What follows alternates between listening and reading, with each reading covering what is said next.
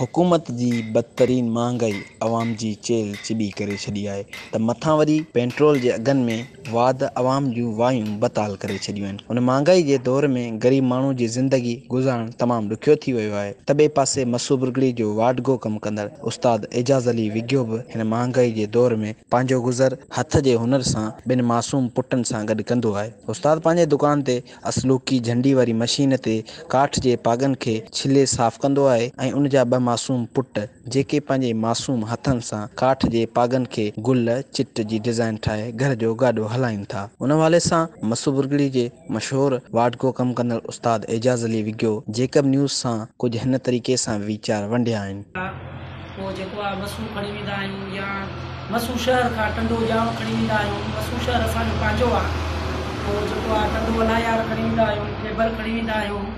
पोइ अहिड़े तरीक़े सां अॼुकल्ह पेट्रोल बि महांगो आहे काफ़ी सारो, गाॾियुनि जा बि ख़र्च आहिनि ऐं जेको आहे तिन में ख़ासि बचति कोन्हे का, पर पोइ बि जेको आहे माना जान हले थो। नंढा ई छोकिरा मुंहिंजा आहिनि ॿ, इहे स्कूल खां पोइ जेको आहे अचनि था, पोइ पावनि खे चिट गुल कनि था। अहिड़े तरीक़े 4 जोड़ा तयारु थियनि था, पोइ जेको आहे खपायूं था। अॼुकल्ह पेट्रोल बि महांगो आहे। असीं जेको आहे गवर्नमेंट खे चऊं था त असांजे तरफ़ खां जेको आहे असांजे हिन हुनर खे थोरो तरक़ी ॾिए ऐं उन खां पोइ असांजो जेको आहे माना ॾाढो जान मनाए। उस्ताद एजाज़ अली विग्यो वधीक ॿुधायो त हिन महांगाई जे दौर में ग़रीब माण्हुनि जो रोज़गार करणु तमामु मुश्किल थी वियो आहे, पर मूं हिमत न आहे हाराई। हिन चयो त पंहिंजे ॿिनि नंढड़नि पुटनि खे स्कूल जी तालीम सां गॾोगॾु पंहिंजे दुकान ते हुनर सां लॻायो आहे। हिन चयो त आरा मशीन तां खट जा पागा 400 रुपयनि में वठी ईंदो आहियां। उन खां पोइ पागनि खे झंडी वारी मशीन में ठाहे सेट करे पोइ मुंहिंजा 2 नंढड़ा पुट जेका पहिरीं सुबुह जो सवेर स्कूल पढ़णु वेंदा आहिनि, स्कूल खां पोइ हिननि पागनि खे पंहिंजे मासूम हथनि सां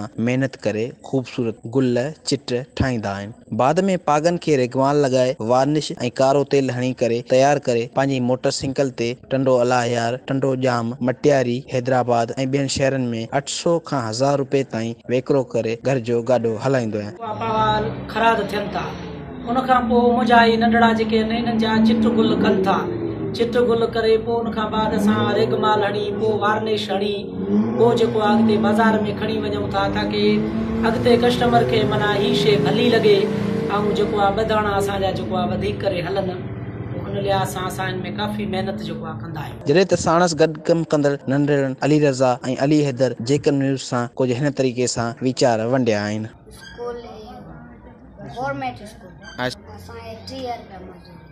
स्कूल वेंदा आहियूं, छुट्टी थींदी आहे पोइ अची हिते कंदा आहियूं कमु बाबे सां कमु कंदा आहियूं। 30 रुपया मज़ूरी मिलंदी आहे ऐं 4थे क्लास में आहियां ऐं छुट्टी ॾींदी आहे पोइ हिते ईंदो आहियां, कमु कंदो आहियां आबू सां गॾु।